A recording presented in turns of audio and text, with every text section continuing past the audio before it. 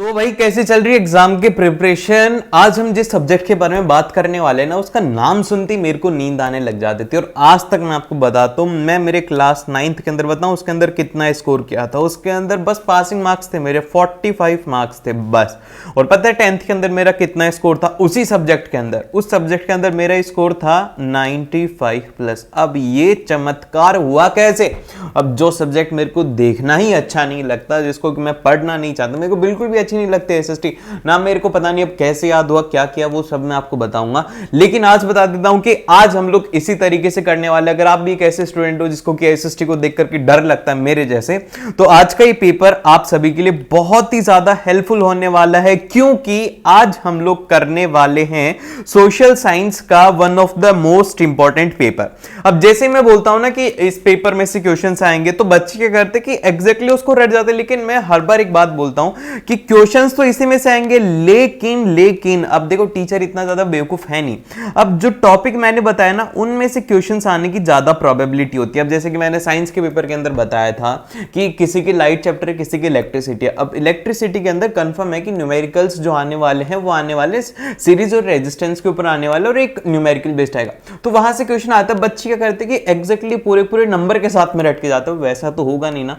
तो उसी तरीके से हम लोग एसएसटी के अंदर भी करेंगे। मैं आपको इसमें ट्रिक्स भी बताऊंगा कि आपको आंसर किस तरीके से लिखना है, ताकि टीचर देखते इंप्रेस हो जाए और मेरी तरह आपको मार्क्स देगा। और मैं आपको गारंटी देता हूं कि इस वीडियो को देखने के बाद में आप अपने एसएसटी के अंदर बहुत ही ज्यादा अच्छा स्कोर करने वाले हो। तो मेक श्योर कि क्या करोगे भाई, लाइक करोगे और शेयर करोगे और सब्सक्राइब करोगे, ताकि ऐसी और वीडियोस आपको मिलती रहें। अलग अलग सेक्शन है, जैसे कि अगर आप बात करें इसके अंदर कितने सेक्शन है, इसके अंदर 6 सेक्शन है, ABCDEF। इसमें अगर बात करें कि जो हमारा सेक्शन ए है वो उसके अंदर 1 से लेकर के 20 तक के एमसीक्यू होंगे। जो कि देखना आप एमसीक्यू क्वेश्चंस हैं वो इतने ज़्यादा ट्रिकी क्वेश्चंस है कि उनमें ना मतलब अगर आपने एनसीईआरटी को सही ढंग से नहीं पढ़ा तो वो क्वेश्चन ही सॉल्व नहीं होंगे। फिर इसके बाद में आप आते हैं सेक्शन बी, जिसके अंदर की 21 से लेकर के 24 तक वेरी शॉर्ट आंसर टाइप है, 2 नंबर के। फिर आता है सेक्शन सी, जो कि है यहाँ पर शॉर्ट आंसर टाइप के, जिसके अंदर की आपको 3 नंबर के क्वेश्चन देखने को मिलेंगे। लेकिन यहाँ पर आपको एक बात याद रखनी है, वो ये है कि यहाँ पे इसमें वर्ड लिमिट दिया हुआ है 40 मार्क्स। तो याद रखना कि आपकी जब नोटबुक चेकिंग होगी ना, तो आपके यहां पर ये जरूर से देखा जाएगा कि आपने उसमें कितना लिखा है। अभी जैसे कि इसमें 2 मार्क्स में कहा गया कि 40 वर्ड्स लिखना है, तो आप 40 वर्ड्स से ज़्यादा लिखेंगे तो आपके वहाँ पर मार्क्स डिडक्ट हो जाएंगे। तो 40 वर्ड्स का मतलब ये नहीं कि आप हर एक क्वेश्चन के बाद में ये करोगे, नहीं। ये माना जाता है कि 10 वर्ड्स जो होते हैं वो क्या आ जाते हैं, एक लाइन के अंदर आ जाते हैं। तो आपको क्या करना है कि 2 नंबर का क्वेश्चन है तो उसके लिए 2 से 3 लाइनें लिखनी है, इतने में सफिशियंट रहता है। या तो आप इसमें पॉइंट्स में लिखना सीख जाओ तो बहुत ही अच्छा रहेगा, आपको कम भी लिखना पड़ेगा और आपको इतने ही पॉइंट्स लिखने होंगे। फिर इसके बाद में हमारे पास में सेक्शन डी आते हैं, जो कि रहता है हमारे पास में क्वेश्चन नंबर 30 से लेकर के 33 तक। ये आते हैं लॉन्ग आंसर टाइप क्वेश्चंस, और इसके अंदर आपको 5 मार्क्स को देखने को मिलेंगे और इनकी वर्ड लिमिट रहेगी 120 वर्ड्स। 120 वर्ड्स को आप ये भी बोल सकते हो कि ये कहना चाहते हैं कि बच्चों एक पेज तुम्हें पूरा का पूरा भरना है। अब तुम उसके लिए चाहे से 10 पॉइंट लिखो या फिर कितने भी पॉइंट लिखो, बस तुम्हें एक पेज उसमें भरना ही भरना है। और फिर इसके बाद में आपके पास में आएगा सेक्शन ई, जो कि है आपका केस बेस्ड क्वेश्चन, जिसके अंदर कि आपको 3 सब क्वेश्चंस देखने को मिलेंगे और हर एक 4-4 नंबर का रहेगा।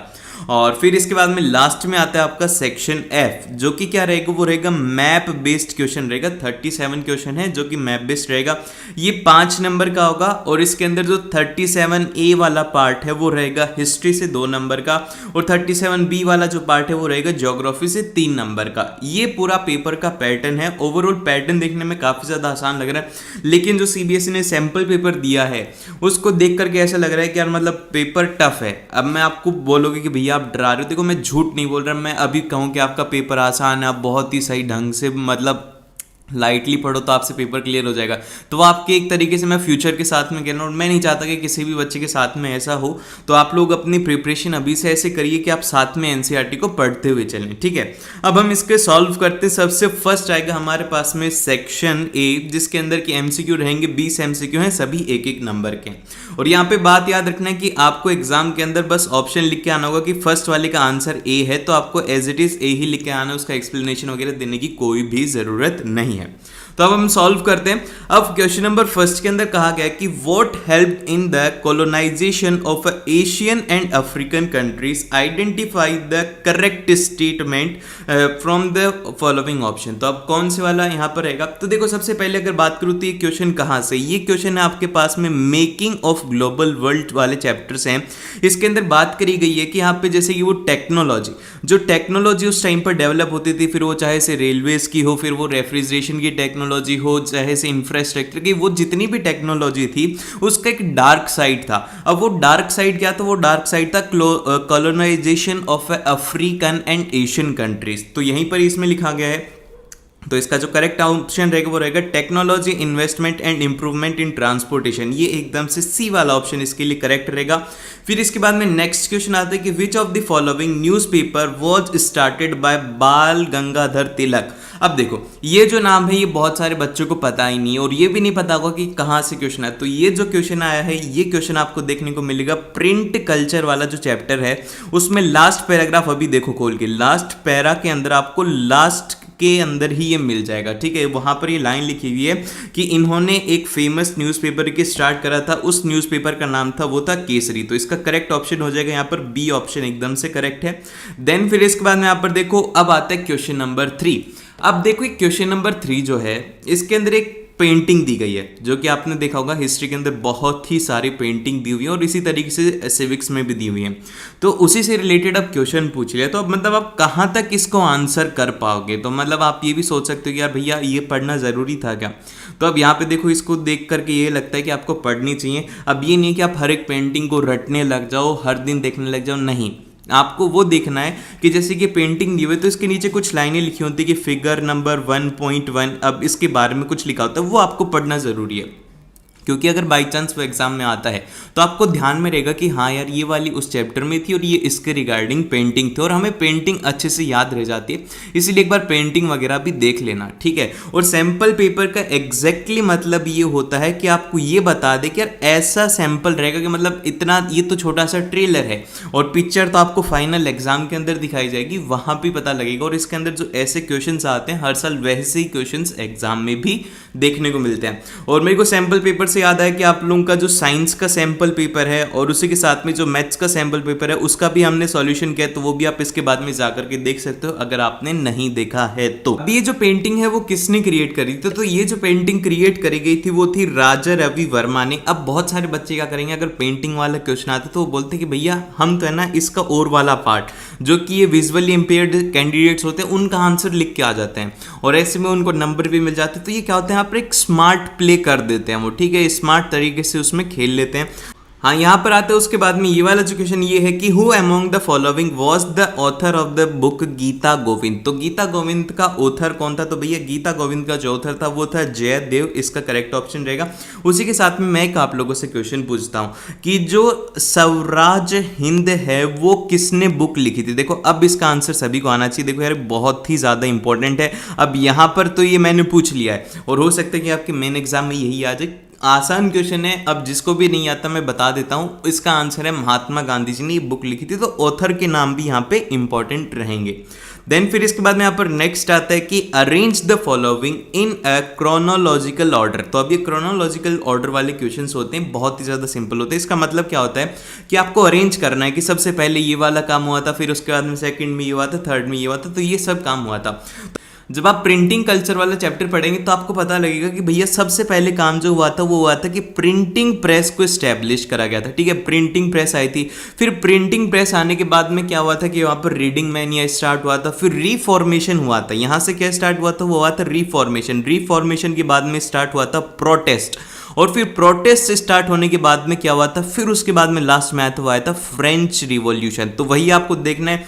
अब सबसे पहले अगर हम देखेंगे क्या हुआ था, वो हुआ था प्रिंटिंग प्रेस। तो यहाँ पर जॉन गुटेनबर्ग ने क्या इन्वेंट करा था? प्रिंटिंग प्रेस को इन्वेंट करा था। तो फर्स्ट हो गया, फोर्थ ये क्या आ जाएगा फर्स्ट में। फिर सेकंड में यहाँ पर दिया हुआ है कि Martin Luther writing leads to the beginning of a protest reformation. तो यहाँ पर रिफॉर्मेशन हुआ था प्रिंटिंग प्रेस के बाद में, तो ये सेकंड हो गया। और इससे जो इसका करेक्ट ऑप्शन रहेगा वो रहेगा डी ऑप्शन एकदम से करेक्ट आंसर रहने वाला है इसका। देन फिर इसके बाद में चलते हैं नेक्स्ट क्वेश्चन की तरफ। अब ये देखो, ये क्वेश्चन बहुत ही ज्यादा सिंपल है। कई क्वेश्चन सिंपल और कई क्वेश्चन ट्रिकी हैं। अब जैसे कि वो पेंटिंग वाला क्वेश्चन था, वो जिसको आता था उसको आता था, जिसको नहीं आता था उसको नहीं आता था। लेकिन ये वाला जो क्वेश्चन है बहुत ही ज्यादा सिंपल है, मैं सच बता रहा हूँ। अब आप बोलोगे कि भैया क्वेश्चन इतना बड़ा यार, क्यों मजाक कर रहे हो? देखो बहुत ही ज्यादा आसान है। इसमें सबसे पहले स्टेटमेंट पढ़ो, आपको आंसर मिल जाएगा।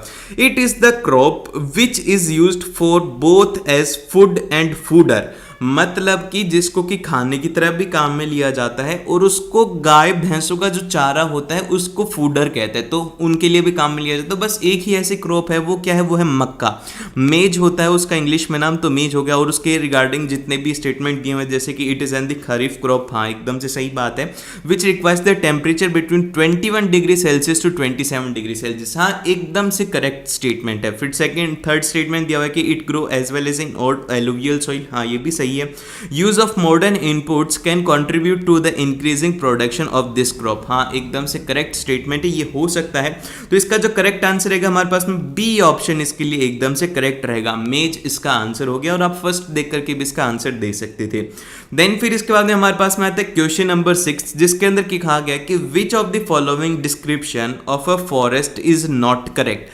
अब यहां पर ध्यान दो, ये है नॉट करेक्ट, मतलब कि सही नहीं है।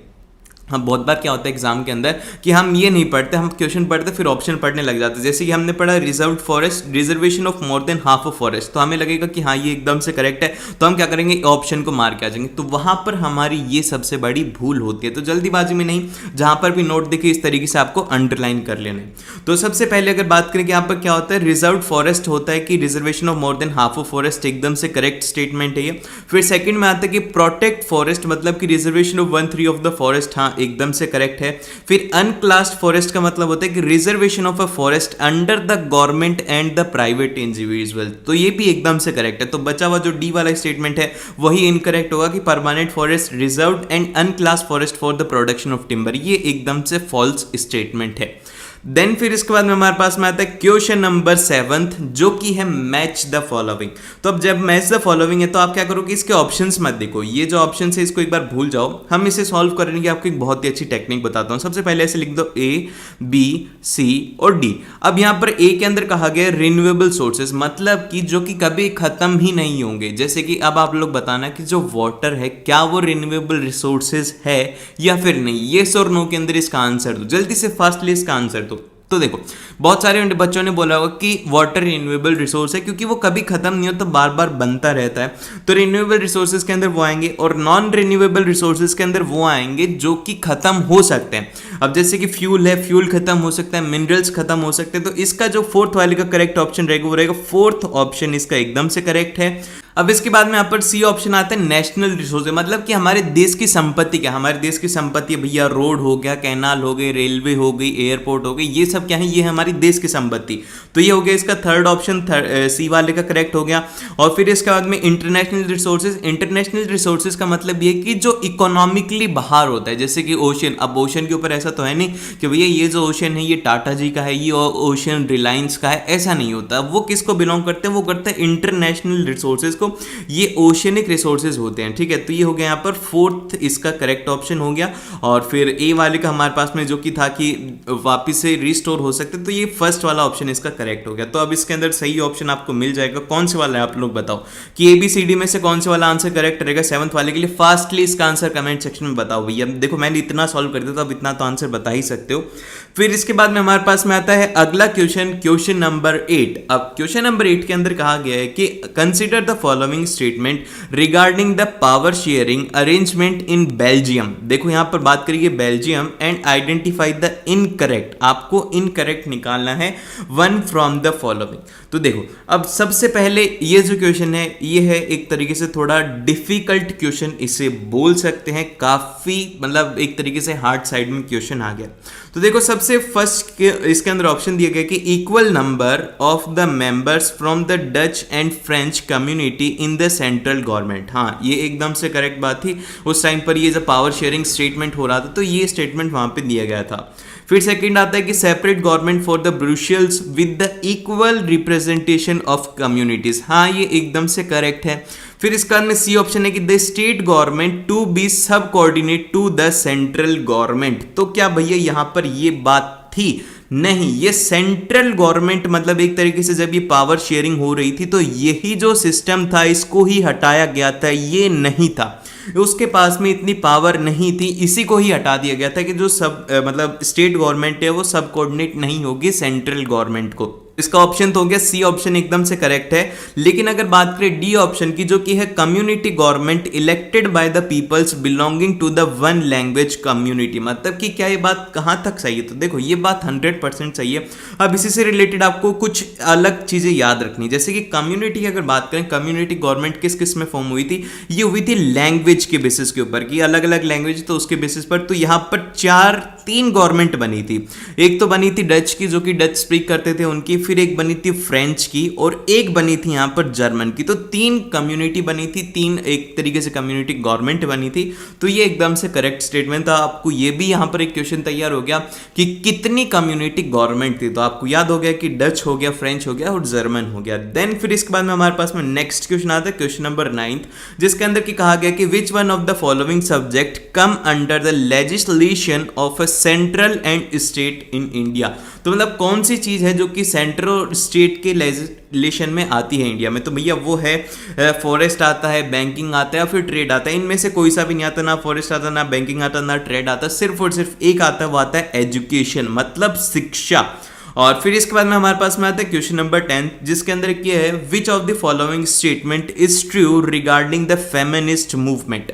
अब देखो, फेमिनिस्ट मूवमेंट को लेकर के बहुत क्वेश्चन आ सकते हैं और नहीं भी आ सकते, लेकिन मोस्ट प्रोबेबली ये है कि आपसे एग्जाम में क्वेश्चन ये पूछा जाएगा। इसमें फर्स्ट ऑप्शन में दिया गया है कि a group which favour giving the more power to the working movement at rural and the urban level. तो भैया ये तो ऐसी कोई बात ही नहीं थी, रूरल और अर्बन की तो बात ही नहीं थी। उनके लिए वुमेन सभी इक्वल थी, चाहे से वो शहर की रहने वाली हो या फिर गांव की रहने वाली हो। तो ये यहाँ पर इनकरेक्ट स्टेटमेंट है। फिर सेकंड है कि the movement believes that giving an exclusive rights to the female in the urban area. ये भी एकदम से इनकरेक्ट स्टेटमेंट है। फिर इसके बाद यहाँ पर आता है radical movements aimed at the equality in personal and the family life as well as. तो मतलब यहाँ पर क्या था, जब ये फेमिनिस्ट मूवमेंट हो रहा था तो ये तीन तरीके का था।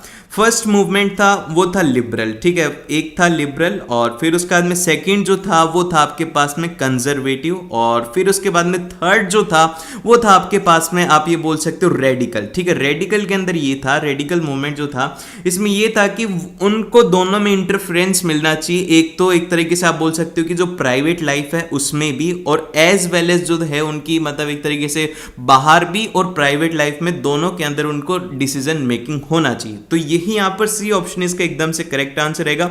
और डी में दिया गया कि it is the practice of placing feminist and masculine point of view in decision making. ऐसी कोई भी बात नहीं थी कि मतलब ये जैसे कि कहा जाता है कि आदमी का जो होता है डिसीजन वो ज़्यादा बड़ा होता है, तो ऐसा कुछ भी नहीं था उसमें, ये सब नहीं होता। इसमें तो रेडिकल वुमेन्स मूवमेंट की बात करी गई।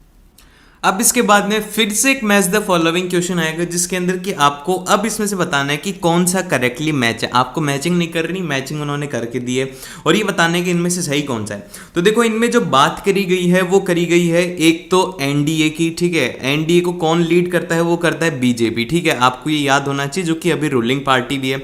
और उसी के साथ में यहाँ पर बात करी गई है यूपीए की। यूपीए को जो लीड करता है वो करता है यहाँ पर कांग्रेस, ठीक है, कांग्रेस उसके अंडर में आता है। और फिर उसके बाद में यहाँ पर जो एलआर है उसको करता है यहाँ पर कम्युनिस्ट पार्टी। तो ठीक है, अब देखना इनमें से कौन सा वाला करेक्टली मैच है। तो सबसे पहले ही करेक्टली मैच है कि जो भारत जनता पार्टी है वो करती है नेशनल डेमोक्रेटिक अलायंस, तो एकदम से सही हो गया। कांग्रेस पार्टी का यहाँ पर आ जाएगा यूपीए, मतलब यूनाइटेड प्रोग्रेसिव अलायंस। और फिर उसके बाद में कम्युनिस्ट पार्टी का आ जाएगा यहाँ पर लेफ्ट फ्रंट, और फिर उसके बाद में मिजो नेशनल पार्टी का आ जाएगा रीजनल पार्टी। ये सब हो गए, इतनी आसानी से हमने इसको सॉल्व कर लिया। फिर इसके बाद में चलते हैं हम क्वेश्चन नंबर 12 में। 12th के अंदर कहा गया है कि the two state statement mark are the assertion and the reason mark your answer as per the code provided. अब देखो बात ये है कि आपको assertion है और फिर उसके बाद में रीजनिंग दिया हुआ है। ये सबसे डरावने क्वेश्चन होते हैं। अब डरा क्यों लगता है? डर इसलिए लगता है क्योंकि ऐसा पता ही नहीं होता कि भैया करना क्या, हम पढ़ लेते हमें तो दोनों ही सही लगता है। तो देखो इसमें करना ये होता है कि आपको assertion दिया जाता है, एक स्टेटमेंट होता है। ये क्या है? एक स्टेटमेंट है और फिर इसके बाद में इसका रीजन दिया जाता है कि इसका कारण ये है। मतलब अगर मान लो कि कोई स्टेटमेंट है और उसका कारण ये नीचे वाला नहीं है तो आप उसको डिस्कार्ड कर सकते हो। अब जैसे कि हम स्टेटमेंट पहले वाला पढ़ते हैं, उसमें कहा गया कि democracy is an accountable responsive and legitimate government. हाँ भैया एकदम से करेक्ट बात है। अब उसके बाद में सेकंड है कि democracies have regular free and fair elections and decision making is based on the norms and the procedure. तो ये भी एकदम से करेक्ट है। अब ये जब करेक्ट है तो क्या ये इसका रीजन है? हाँ, ये इसका करेक्ट रीजन, ये इसके पीछे का कारण है। यही तो डेमोक्रेसी के पीछे की वजह है कि वहां पर फ्री एंड फेयर इलेक्शन होते हैं, डिसीजन मेकिंग जो होती है उसके सारे के सारे नॉर्म्स होते हैं, प्रोसीजर होते हैं। ऐसा नहीं होता कि यार आज मेरा मन कर रहा है कि वो कर देते हैं कुछ भी, मतलब उसके पूरे पूरे प्रोसीजर होंगे। जैसे कि फॉर एग्जाम्पल के लिए कह दिया जाए कि आज से सारी बाइकें बंद क्योंकि मेरा ही तो देश है। अब ऐसा नहीं होगा, उसमें पूरे पूरे प्रोसीजर होंगे, फिर उसके बाद में कोर्ट वगैरह सब कुछ रहता है। तो इसलिए यहाँ पर डेमोक्रेसी है। तो इसका सही ऑप्शन रहेगा A and R both correct हैं और उसी के साथ में R is in the correct explanation of A. तो ये हो गया ए ऑप्शन इसका एकदम से करेक्ट। फिर इसके बाद में हमारे पास में आता है क्वेश्चन नंबर 13, जिसके अंदर की कहा गया है कि which one of the following reasons was protected and forested by the Sri Lankans in their constitution. तो कौन से वाला रीजन वहां पर सबसे ज्यादा फॉलो होता है? तो उधर जो सबसे ज्यादा रीजन फॉलो होता है वो होता है बुद्धिज्म। तो बुद्धिज्म इसका हो गया करेक्ट आंसर, सी ऑप्शन एकदम से इसका करेक्ट हो गया।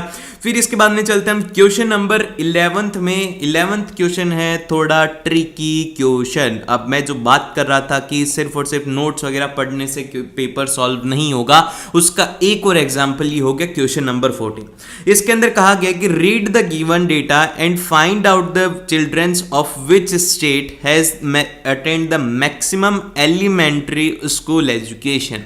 अब आपको यहां पर डेटा गिवन है, हरियाणा का गिवन है, केरला का गिवन है, बिहार का गिवन है और अब आपको बोला गया कि कौन से वाले सबसे ज्यादा जो एजुकेशन है वहां पर बच्चे मिलते हैं। तो सबसे पहले तो नेट अटेंडेंस रेशियो होना चाहिए कि मतलब बच्चे जो हैं सबसे ज्यादा जाने चाहिए उसमें।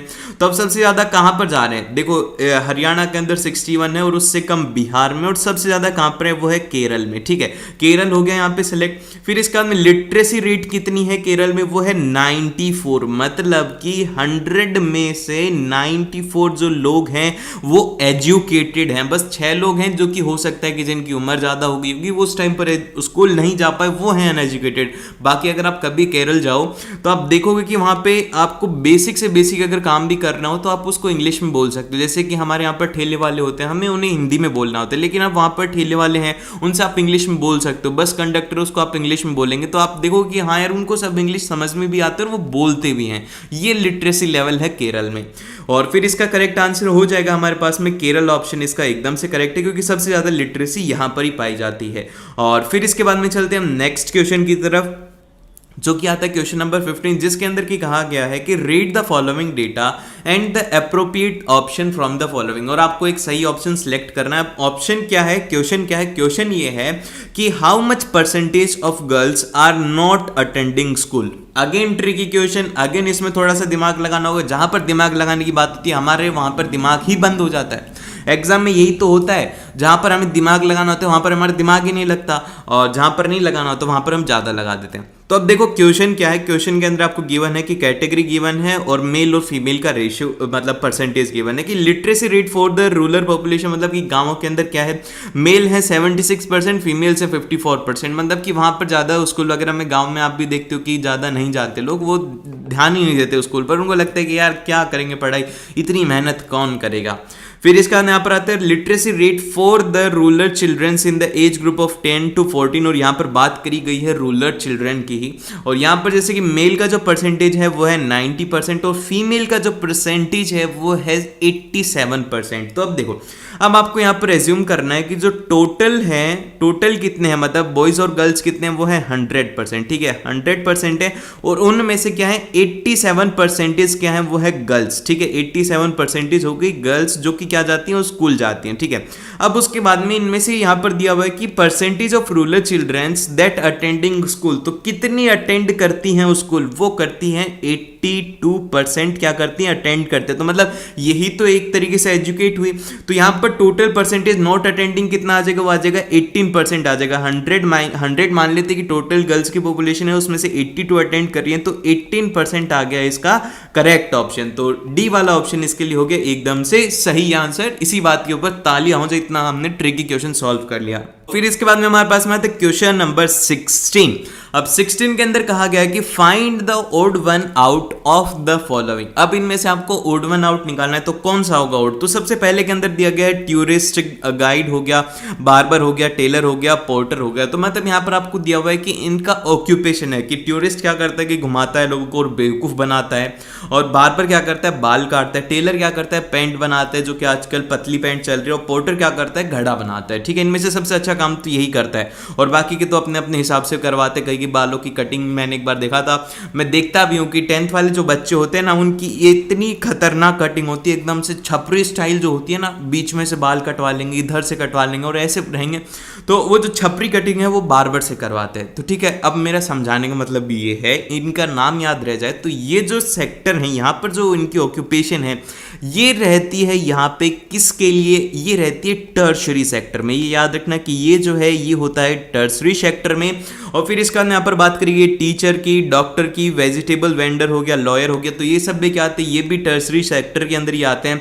फिर इसका यहाँ पर आता है पोस्टमैन हो गया, कोबलर हो गया, सोल्जर हो गया, पुलिस कांस्टेबल हो गया, ये भी क्या आती है, ये भी टर्शरी सेक्टर में आते हैं। लेकिन ये जो लास्ट वाला ऑप्शन है जिसके अंदर की बात करिए इंडियन रेलवेज की, जेट एयरवेज की, दूरदर्शन की, मेट्रो की, तो ये सब जो हैं ये सब आते हैं आपके पब्लिक सेक्टर के अंदर। क्योंकि देखो अब ऐसा तो है नहीं कि यार इंडियन रेलवे है, इंडियन रेलवे को कोई खरीद लेते हैं। आज हम में से मान लो कि कोई अमीर हो जाता है और बोलता है कि यार अब क्या करूँ, इतना पैसा है तो एक काम करता हूँ मैं रेलवे ही खरीद लेता हूँ। ये क्या है, ये है पब्लिक प्रॉपर्टी।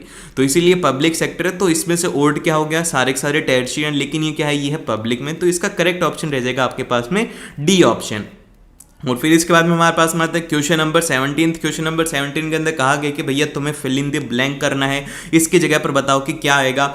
तो सबसे पहले सेक्टर दिया गया है प्राइमरी, सेकेंडरी और टर्शरी। तो इसके अंदर कहा गया कि इसके अंदर क्राइटेरिया कौन सा यूज होता है, नेचर ऑफ इकोनॉमिक एक्टिविटी। हाँ भैया एकदम से सही बात है कि क्या आपकी इकोनॉमिक करते हो उसके हिसाब से आपका सेक्टर डिसाइड होगा। और ऑर्गेनाइज्ड और अनऑर्गेनाइज्ड जो सेक्टर होता है उसको मतलब इसके अंदर ज्यादा दिमाग नहीं लगाना चाहिए, आपको ऑप्शन भी नहीं देखनी चाहिए, सीधा आना चाहिए कि भैया नेचर ऑफ एम्प्लॉयमेंट एक्टिविटी आ जाएगा। यहाँ पर नेचर ऑफ इकोनॉमिक है और इसके अंदर आएगा नेचर ऑफ एम्प्लॉयमेंट की क्या उनका एम्प्लॉयमेंट है। तो यहाँ पर आ जाएगा ए ऑप्शन इसका एकदम से करेक्ट आंसर रह जाएगा। फिर इसके बाद में हमारे पास में आता है क्वेश्चन नंबर 18। अब देखो 18 के अंदर क्या है कि हमारा जो रोहन है उसने क्या करा है कि बहुत जॉब करके उसने पैसे वैसे इकट्ठा करे हैं और उसने डिसाइड करा है कि has taken a loan of 5 lakh. उसने बोला है कि यार मैं 5 लाख का लोन लूंगा बैंक से to purchase a house on the 12% rate of interest. तो उसको इतना इंटरेस्ट देना होगा और फिर उसके बाद में ही has to submit the paper of a new house and a salary record to the bank. उसके लिए जो लोन लेगा वो बैंक से, तो उसको उसके लिए दिखाना पड़ेगा कि हाँ यार मैं बेरोजगार नहीं हूँ, मेरे पास में एक नौकरी है और मैं इसको नया घर बनाना चाहता हूँ। तो वो इसको सबमिट कर रहे, तो वो क्या है यहाँ पर बैंक के लिए वो है कोलेट्रल। तो ये ही होता है and this process is called as the collateral. तो कोलेट्रल हो गया इसका एकदम से करेक्ट आंसर। देन फिर इसके बाद में चलते हैं हम क्वेश्चन नंबर 19 की तरफ। तो जब आप क्वेश्चन नंबर 19 में जाओगे तो आपको यहाँ पर डाउट आएगा।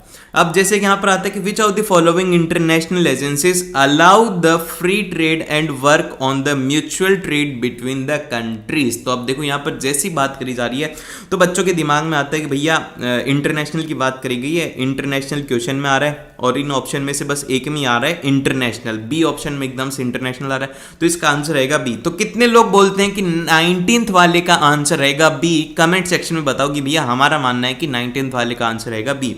अब देखो जिसने भी ये माना है ना वो गलत है, क्योंकि आईएमएफ का काम होता है लोन देना, उसका इससे कोई मतलब ही नहीं। आप ट्रेड करो नहीं करो उससे कोई मतलब ही नहीं है। ट्रेड करने का काम होता है भैया यहाँ पर WTO, जो कि होता है वर्ल्ड ट्रेड ऑर्गेनाइजेशन। तो इसका आंसर हो जाएगा ए ऑप्शन एकदम से करेक्ट है और इसके अंदर ट्रेड भी आ रहा है तो इससे आप इसको अच्छे से याद भी रख सकते हो। तो 19th वाले का ऑप्शन हो गया ए। और फिर इसके बाद में हमारे पास में आता है 20 के अंदर कहा गया है कि identify the correct statement about globalisation. कि मतलब हमारा जो ग्लोबलाइजेशन है उसके रिगार्डिंग आप अपने कोई अच्छे स्टेटमेंट बताओ कि हमारे पास में कौन सी सही सही चीजें हैं। तो सबसे पहले यहाँ पर दिया गया है कि removal of a barrier by the government. हाँ भैया एकदम से सही होता है, जो कि हमने आई थिंक कि 2004 के अंदर किया था, जब भी हमारे पास में एप्पल वगैरह ये सब कंट्रीज मतलब कंपनीज मल्टीनेशनल कंपनीज इंडिया में आई थी, ठीक है। और अभी आप लोगों में से कितने लोगों के पास में एप्पल का फ़ोन है, ठीक है, जल्दी बताओ यार। मेरे पास में नहीं है, मैं एंड्रॉइड हूँ और बहुत सारों के पास में होगा, लेकिन एप्पल का मेरे पास में एक प्रोडक्ट है, ठीक है, जो कि आप लोगों में से बहुत सारों को पता है, बहुत सारों को नहीं पता, लेकिन कोई बात नहीं। अब उसके बाद में यहाँ पर आता है foreign companies are allowed to set up the factories. हाँ भैया एकदम से करेक्ट स्टेटमेंट है, उनको आने भी दिया जाता है और उनको फैक्ट्री भी स्टेब्लिश करने के लिए कहा जाता है। Has enabled all the companies to increase their investment. तो मतलब ये कहा जाता है कि जितनी भी कंपनीज है वो आओ और अपना इन्वेस्टमेंट बढ़ाओ। हाँ यही रहता है कि मतलब कोई कंट्री चाहती है कि मल्टीनेशनल जब कंपनी आती है तो वहाँ पर बहुत सारी चीज़ें नहीं लाती, जैसे कि अब एप्पल आई तो एप्पल की वजह से पता है क्या हुआ, हमारे जो इंडियन ब्रांड्स है ना वो भी नए नए इनोवेशन करने लग गए। अब जैसे कि टेस्ला आने वाली थी, अब ये जो टेस्ला आने वाली थी टेस्ला थी ऑटो पायलट, अब ये महिंद्रा जी को पता लग गई, जो महिंद्रा एंड महिंद्रा कंपनी के ऑनर है उनको पता लगी, तो उन्होंने बोला कि यार हम हमारी होममेड टेस्ला बनाते हैं, इंडियन टेस्ला। तो उन्होंने क्या करा, उन्होंने लॉन्च करी XUV 700 जो कि मतलब ऑटोमेटिक चलती है, उसके अंदर एडास फीचर वगैरह आ गया। तो एक तरीके से टेस्ला का मॉडल, तो टेस्ला के आने की वजह से ही तो, अदरवाइज वो करते नहीं इसका इनोवेशन। तो यहीं पर ही फायदा होता है कंट्री को मल्टीनेशनल कंपनी आने से। और फिर इसका अंदर फोर्थ ऑप्शन में दिया हुआ है कि has less the foreign investment and foreign trade. ये तो सबसे गलत बात है यार, कि अगर कोई फॉरेन कंपनी आ रही तो वो अपना इन्वेस्टमेंट नहीं करेंगे, ये तो गलत है एकदम से। तो फोर्थ स्टेटमेंट एकदम से करेक्ट है। अब सही कौन से हो गया, फर्स्ट हो गया, सेकंड हो गया और यहां पर थर्ड हो गया, ठीक है। अब ये तीनों सही है। अब इसमें से कौन सा ऑप्शन रहेगा, अब इनमें तो कोई सा भी एक साथ नहीं है, तो इनमें से जब कभी भी ऐसा आए कि आप ऐसी दुविधा में फंस जाएं जहां पर कि आपको कोई मार्गदर्शन नहीं हो रहा, तो मैं आपको यहाँ पर मार्गदर्शन करने का एक रास्ता बताता हूँ। रास्ता ये है कि सबसे सही कौन सा है, सबसे सही है पहले वाला कि remove the barriers by the government, first हमेशा रहेगा। तो अब यहाँ से दो बन सकती है, ए हो जाए और सी हो जाए, तो इसका आंसर रहेगा कि आपके पास में ए और सी ऑप्शन दोनों करेक्ट हो सकते हैं, लेकिन इसके अंदर आंसर में ए ही दिया हुआ है, तो आपको भी ए ही मान करके